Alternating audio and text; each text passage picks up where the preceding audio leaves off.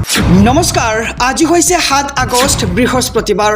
এই মুহূৰ্তত সমগ্ৰ ৰাজ্যবাসীৰ বাবে ওলাই আহিছে আজি ৰাতিপুৱাৰ কেইবাটাও ডাঙৰ খবৰ। এই মুহূৰ্তত জনাইছোঁ আজিৰ প্ৰথমটো খবৰত আছে সমগ্ৰ ৰাজ্যবাসীৰ বাবে এটা ডাঙৰ খবৰ, বিগ ব্ৰেকিং নিউজ। ৫ কোটি টকাৰ মানহানি গোচৰৰ পাছতেই আমচুক হুংকাৰ শৃংখল চলিহাৰ। সকলো দল একত্ৰিত হৈ খেদা হ'ব মিয়াক। ডাঙৰ খবৰ সমগ্ৰ ৰাজ্যবাসীৰ বাবে। ৫ কোটি টকাৰ মানহানি গোচৰৰ পাছতে আমচুক হুংকাৰ শৃংখল চলিহাৰ। আমচু নেতাৰ গোচৰলৈ ভয় নকৰে শৃংখলে, আৰু আমচু নেতাক বাংলাদেশী বুলি কৈছিল শৃংখলে। উজনিত আৰু তীব্ৰতৰ হ'ব মিয়া হাটাও অভিযান। অহা ৮ আগষ্টত সকলো দল সংগঠন একত্ৰিত হ'ব উজনি অসমত মিয়াৰ বিৰুদ্ধে, আৰু সকলো দল একত্ৰিত হৈ খেদা হ'ব মিয়াক। শৃংখলৰ বিৰুদ্ধে উশৃংখলতাৰ অভিযোগত মানহানি গোচৰ আৰু আমচুৰ কাৰ্যকৰী সভাপতি ইমতিয়াজ হুছেইনে ৰুজু কৰিছে এই গোচৰ। ৫ কোটি টকাৰ দেৱানী মানহানিৰ গোচৰ তৰাৰো হুংকাৰ ইমতিয়াজক বাংলাদেশী বুলি অভিহিত কৰাৰ বাবেই তৰিছে এই গোচৰ।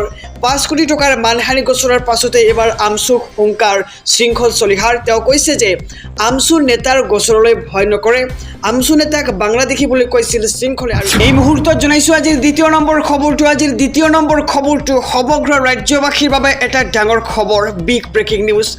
বিদেশী ন্যায়াধীকৰণত নাথাকিব হিন্দু বাংলাদেশীৰ গোচৰ। ৩১ ডিচেম্বৰ ২০১৪ পূৰ্বে অহা মুছলমান লোকে পাব নাগৰিকত্ব।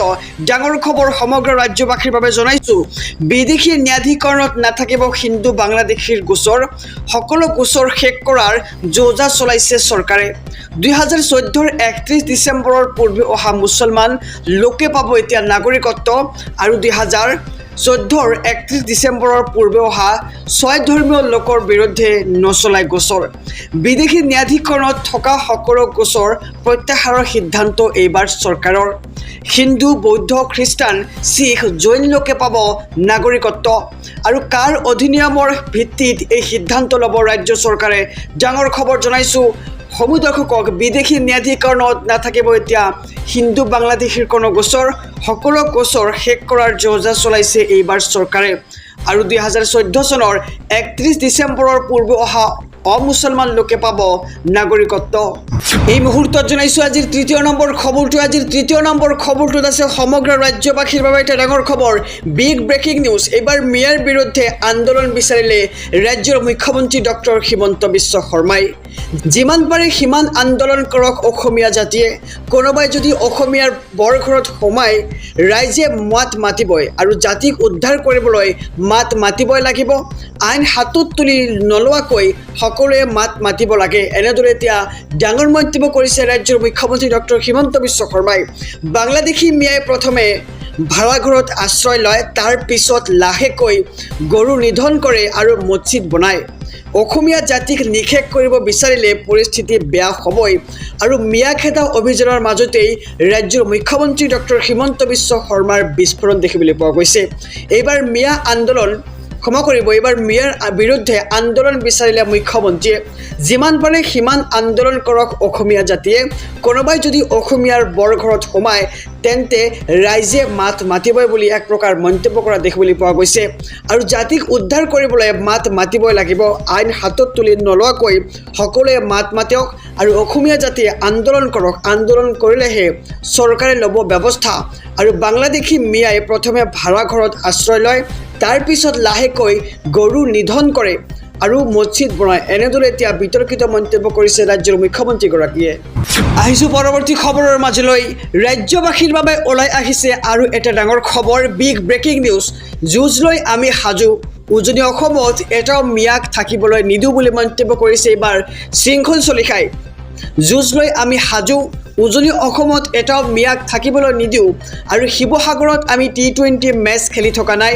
শিৱসাগৰৰ বিধায়ক অখিল গগৈয়ে ভালদৰে শুনি লওক বুলি মন্তব্য প্ৰকাশ কৰিছে শৃংখল চলিহাই। আৰু আমি বিজেপি, কংগ্ৰেছ কাৰো সমৰ্থক নহয়। আমি জাতীয়তাবাদী চিন্তাৰে ডাঙৰ হৈছোঁ। আমি হৈছোঁ জাতীয়তাবাদী।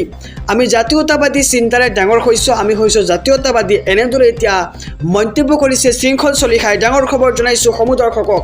শিৱসাগৰত শান্তি সম্প্ৰীতি কোনে ভাঙিছে, শিৱসাগৰৰ ৰাইজে ভালদৰে জানে সেই কথা, আৰু আমি খিলঞ্জীয়াই ৰণহুংকাৰ দিবলৈ সাজু যুঁজলৈ আমি সাজু কাইলৈ আমি তাৰিখ ঠিক কৰিম খিলঞ্জীয়া হিচাপে মই চিতু বৰুৱাৰ লগত সদায় আছোঁ আৰু শিৱসাগৰৰ সকলো জাতীয় দল সংগঠন একলগ হ'ব যুঁজৰ বাবে গণভিত্তি থকা সকলো সংগঠন একলগ হ'ব এই যুঁজৰ বাবে খিলঞ্জীয়া মানুহৰ প্ৰভুত্ব ৰক্ষাৰ বাবে ঐক্যবদ্ধ সংগ্ৰাম কৰিম আৰু আমাক ইতিমধ্যে সন্দেহজনক মানুহে মাৰিছে আৰু সহ্য নকৰোঁ বুলি এক মন্তব্য প্ৰকাশ কৰিছে শৃংখল চলিহাই শিৱসাগৰ আমাৰ শিৱসাগৰত সন্দেহজনক মানুহ থাকিবলৈ আমি নিদিওঁ যদি কোনোবা বিধায়কে সন্দেহজনক মানুহক লৈ ওকলতি কৰে তাক আমি ওফৰাই দিম বুলি এক প্ৰকাৰ মন্তব্য কৰা পৰিলক্ষিত হৈছে শিৱসাগৰ খিলঞ্জীয়া মানুহৰ ঠাই ইয়াত বেলেগৰ দাদাগিৰি নচলিব বাংলাদেশী ৰক্ষকৰ কথা শিৱসাগৰৰ খিলঞ্জীয়াই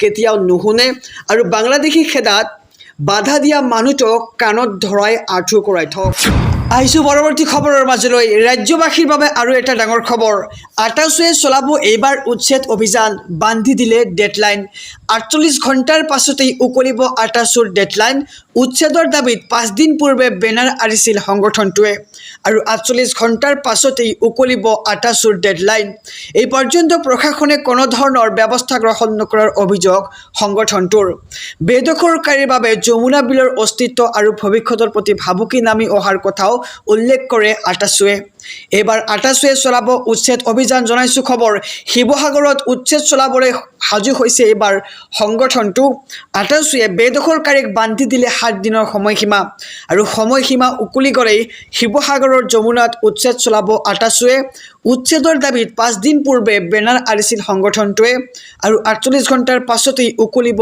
আটাচুৰ ডেডলাইন এই পৰ্যন্ত প্ৰশাসনে কোনো ধৰণৰ ব্যৱস্থা গ্ৰহণ নকৰাৰ অভিযোগ সংগঠনটোৰ আহিছোঁ অন্য এটা খবৰৰ মাজলৈ ৰাজ্যৰ মুখ্যমন্ত্ৰী ডক্টৰ হিমন্ত বিশ্ব শৰ্মাৰ এক বিস্ফোৰক মন্তব্য অসমীয়াক নিষেধ কৰিব খুজিলে পৰিস্থিতি বেয়া হ'বই মুখ্যমন্ত্ৰীয়ে সংবাদ মাধ্যমৰ আগত কেতবোৰ মন্তব্য কৰিছে জনাইছোঁ খবৰ SB অসম মিডিয়াৰ সমূহ দৰ্শকক অসমীয়াক নিষেধ কৰিব খুজিলে পৰিস্থিতি বেয়া হ'বই বৰঘৰত শত্ৰু সমালে মাত মাতিবই বেদখলকাৰীয়ে জাতিটো শেষ কৰিব বিচাৰিছে আইন হাতত তুলি নলৈ সকলোৱে এতিয়া মাত মতাৰ সময় আহি পৰিছে আৰু দুজনমানে কেনেবাকৈ মূৰ দাঙি আন্দোলন এটা কৰিব বিচাৰিছে আৰু টক শ্ব' পাতি তেওঁলোকক মৌখিমূৰ নকৰিব শিৱসাগৰ লখিমপুৰ যোৰহাট হ'ল জাতিটোৰ বৰঘৰ আৰু এইটোৱে শেষ সময় আহিছে অসমলৈ এই মুহূৰ্তৰ খবৰ জনাইছোঁ মুখ্যমন্ত্ৰী ডক্টৰ হিমন্ত বিশ্ব শৰ্মাই কেতবোৰ মন্তব্য কৰিছে আমি খবৰকেইটা জনাই গৈছোঁ অসমীয়াক নিষেধ কৰিব খুজিলেই পৰিস্থিতি বেয়া হ'বই বুলি এক প্ৰকাৰ মন্তব্য আগবঢ়াইছে মুখ্যমন্ত্ৰীয়ে আৰু অসমীয়াক যদি নিষেধ কৰিব বিচাৰে তেন্তে পৰিস্থিতি বেয়া হ'ব অসমৰ বৰঘৰত শত্ৰু সমালে মাত মাতিবই বেদখলকাৰীয়ে জাতিটো শেষ কৰিব বিচাৰিছে এবাৰ মিয়াখেদাক লৈ মন্তব্য প্ৰকাশ কৰিছে ৰাজ্যৰ মুখ্যমন্ত্ৰীগৰাকীয়ে আৰু আইন হাতত তুলি নলৈ সকলোৱে এতিয়া মাত মতাৰ সময় আহিছে আৰু দুজনমানে কেনেবাকৈ মূৰ দাঙি আন্দোলন এটা কৰিব বিচাৰিছে টক শ্ব' পাতি তেওঁলোকক মৌখিমূৰ নকৰিব শিৱসাগৰ লখিমপুৰ যোৰহাট হ'ল জাতিটোৰ বৰঘৰ সমগ্ৰ ৰাজ্যবাসীৰ বাবে এটা ডাঙৰ খবৰ বিগ ব্ৰেকিং নিউজ শৃংখল চলিহাক ভাৰত পাকিস্তানৰ সীমান্তত নিযুক্তি দিব লাগে নেমচুৰ কটাশ এইবাৰ শৃংখল চলিহাক ডাঙৰ খবৰ জনাইছোঁ সমগ্ৰ ৰাজ্যবাসীক শৃংখল চলিহাক ভাৰত পাকিস্তানৰ সীমান্তত নিযুক্তি দিব লাগে শৃংখল চলিহাক কটাশ এইবাৰ নেমচুৰ সভাপতি বদৰুল ইছলামৰ কেমেৰাৰ আগত শৃংখল চলিহাই ডাঙৰ ডাঙৰ কথা কৈ থাকে যুদ্ধ কৰিম হেংদান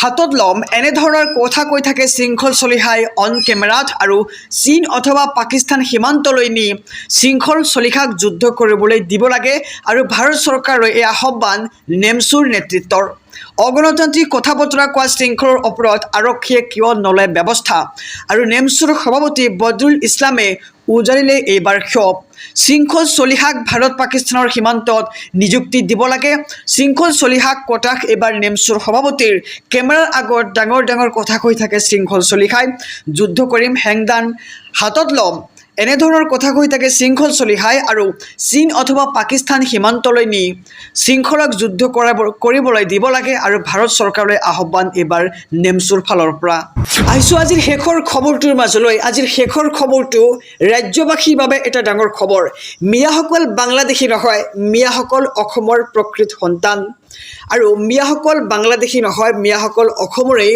প্ৰকৃত সন্তান বুলি ইতিমধ্যে দাবী কৰা হৈছে। এই আজব দাবী কংগ্ৰেছৰ নেতা ইমদাদ হুছেইনৰ। মিয়াসকল ভাৰতৰ যিকোনো প্ৰান্তত যাব পাৰিব, ঘূৰিব পাৰিব। উজনি অসমৰ খিলঞ্জীয়া সংগঠনক তীব্ৰ আক্ৰমণ কংগ্ৰেছ নেতাৰ। এই সংগঠনসমূহে উজনি অসমৰ পৰা মিয়া আঁতৰি যাব লাগিব বুলি কৈছে আৰু মিয়া খেদিবলৈ এইসমূহ সংগঠনক কোনে মালিকী স্বত্ব দিলে বুলি এক প্ৰকাৰ প্ৰশ্ন কৰা হৈছে। আৰু এইসকল সংগঠনৰ কি অধিকাৰ আছে, অসমৰ কোন মানুহ ক'ত থাকিব, আৰু এই কথা নিৰ্ণয় কৰা অধিকাৰ এইসমূহ সংগঠনৰ নাই। আৰু এইসমূহ তথাকথিত সংগঠনক গ্ৰেপ্তাৰ কৰিবলৈ মুখ্যমন্ত্ৰীক সময় বান্ধি দিছিল, কিন্তু সময় উকলি যোৱাৰ পিছতো গ্ৰেপ্তাৰ নকৰিলে। চৰকাৰৰ এনে কাৰ্য আমি কেতিয়াও সহ্য নকৰোঁ। এই দাবী কংগ্ৰেছৰ মুখপাত্ৰ ইমদাদ হুছেইনৰ। আৰু মিয়াসকল বাংলাদেশী নহয়, মিয়াসকল অসমৰেই প্ৰকৃত সন্তান বুলি দাবী কৰিছে কংগ্ৰেছৰ মুখপাত্ৰ ইমদাদ হুছেইনে।